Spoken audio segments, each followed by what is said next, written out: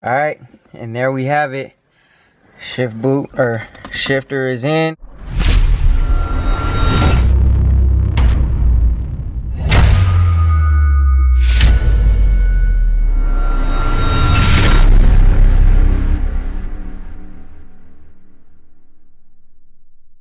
What's good, garage spoolers? It's your boy Rob, and we back in the garage with another video. Today we're gonna try to install the Hurst Shifter. We'll probably do some other parts too, but those will be separate videos. But we're gonna install a Hurst short throw shifter. The reason why I want to install the short throw is because the original shifter, sometimes it gives me problems. Sometimes it doesn't want to like shift into gear, or it's like a delay or like a hesitation. I don't know what to call it, but shifting into gear, and when I get on it, I don't want to go to try to shift into gear and it doesn't want to go shift into gear, and you know, I miss a shift or mess something up or something like that. So we're gonna go ahead and try to install this short throw shifter, and hopefully that solves my problem. I had one in my Mustang and it was a dream. I love the feel of it. I love the short throws. It may change the whole feel of driving a manual transmission car. So this is what we're gonna do. So here in Impala, we got the Hurst short throw shifter. We're gonna go ahead and install that. There's some things that we gotta do. First, we gotta get this car up out of here, and then pull the Camaro in here, and then we'll get to work. Alright y'all, so first things first, we're gonna go ahead and get in the car, and I got my little LED light band. This thing is amazing. It lights up everywhere, so I don't have to try to hold a flashlight trying to, you know, get things taken off or whatever, or get into places I can't see trying to hold a flashlight. So I just got this LED band. It cost me like 10 bucks, 13 bucks or something like that on Amazon. This thing is great for dark spaces. We're gonna go inside the car and you'll see what I mean, because I don't want to have the light on while I'm in the car, you know, draining the battery out and everything. Also, when I go up under the car, it's kind of difficult to see. Obviously these lights won't give me that much light, but you know, this will. So I'm gonna go ahead and get in the car and show you what we're going to do. So pretty much what we have to do is we got to take this little crowbar or whatever, or anything with like a thin edge, to get up under the trim that goes around the shifter. So we're gonna go ahead and see if we can pop this up. I want to be really careful when I do this and take my time so I don't break anything. I don't know how much this piece costs, but I don't want to go through the hassle of breaking it, you know what I mean? Plastic is very, especially if you have an older car, or, you know, like, you know, not even necessarily the Camaro, but anything in general with plastic, you know what I mean? Plastic could be brittle, the clips could break real easily, so you want to be careful while removing this.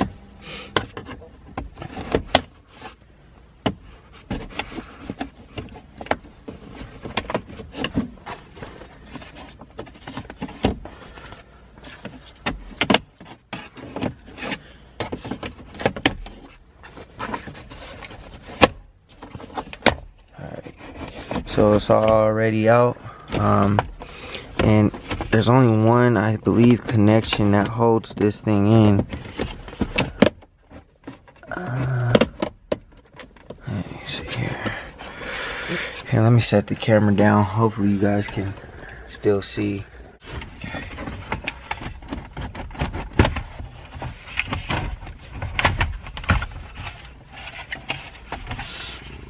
Alright. So we'll just move that off to the side instead of like pulling it out. There's not that much slack on it. I guess you could remove this connector, but I'm gonna just move it off to the side and just let it hang. So now we have these 4 little screws that we have to take out. So we're gonna go ahead and get to that. Alright, so we got a 9:30 seconds, and when we're going to go ahead and take these little screws out, and make sure you don't lose anything. Obviously, you know what I'm saying, you don't want to lose any of these screws so that everything goes back in and everything copacetic, everything good. But I'm gonna go ahead and take these little screws out, and then we'll get to the shifter boot and then we'll pull that off. Okay, so I don't know if it's just the 2010 to 2013, but instead of a zip tie, it's just this little ring. It's held on by these little tiny clips inside. I don't know if you can see that. It's a little clip that snaps onto here. So what I did was I took a flathead screwdriver and I stuck it in between the chrome ring and the Hurst shifter, and I wiggled it down. Again, being careful so I don't snap anything or break any of these tabs off. But this shifter is held on by a Torx bit. If the camera can focus, it's held on by a Torx bit, and then you just stick the Torx bit in there, take this little screw out right here, and then this shifter should come off, and then you should be able to pull the boot out.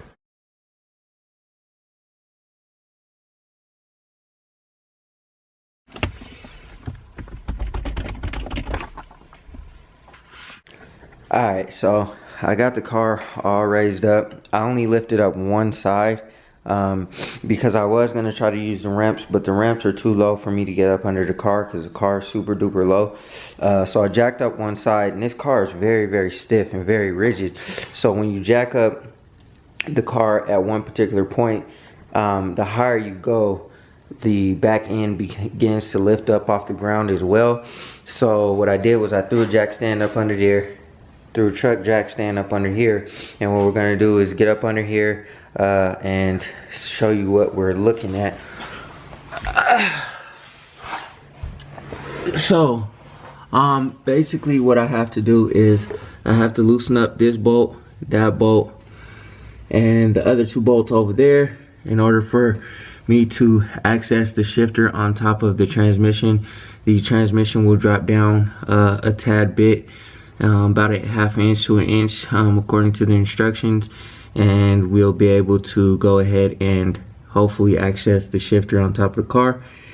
And then after that, we should be able to pull out those couple of bolts on the top, and then put in the new shifter, and we'll go ahead and get to testing. Okay, so I got my screwdriver to push the clips under there off. I got 10mm with my extensions. These bolts for the transmission bracket are 15mm.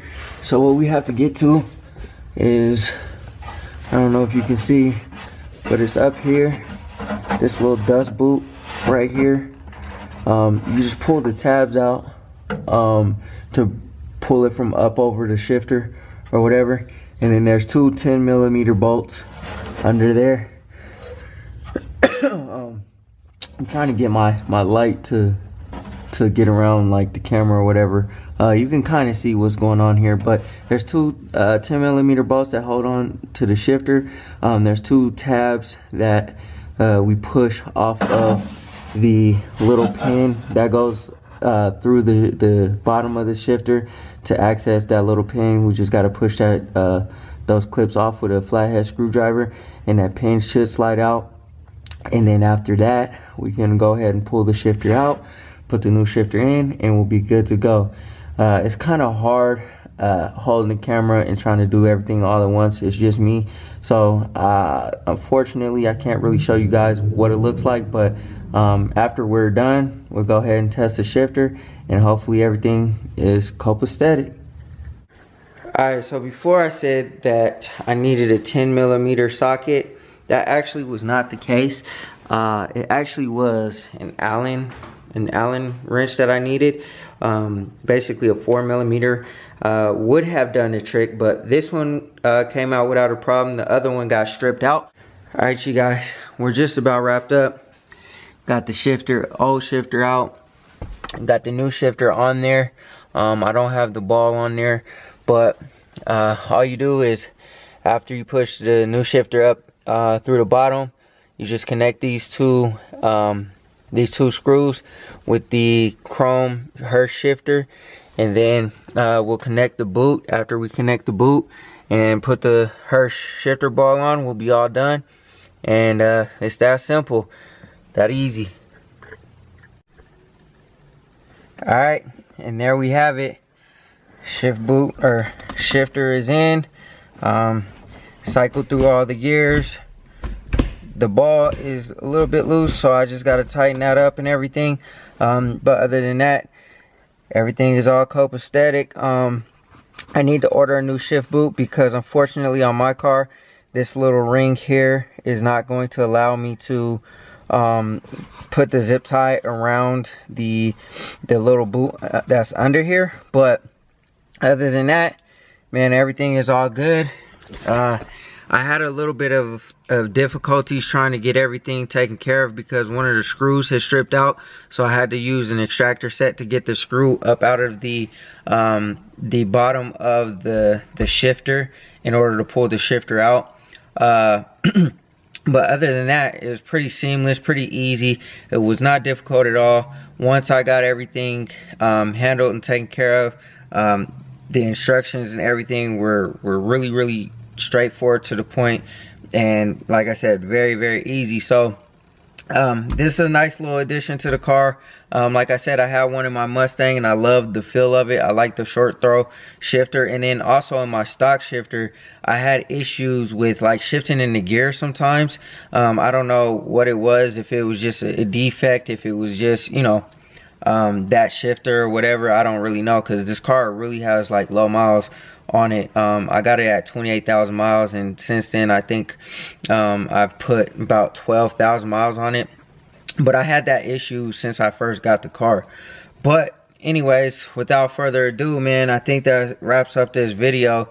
Like I said, it was pretty hard to get up under the car and see and everything like that, even with my headlight on. It was just too difficult. But the instructions, if you order a Hurst shifter, they help out tremendously. Also, there's tons of other videos out there that really explain how to do this job. But like I said, it wasn't difficult at all. It wasn't hard or anything. I jacked up one side of the car so that it made it easier instead of jacking up the whole car. But other than that, man, I think that wraps up this video. Thank you guys for your support. Like I said, it's kind of difficult getting videos out to you guys because, like I said, it's been cold. I say this every video. In the summertime, hopefully this changes. We're rolling in the spring soon, so hopefully I can be more consistent and upload a lot more videos. But like I always say, work hard so you can live free.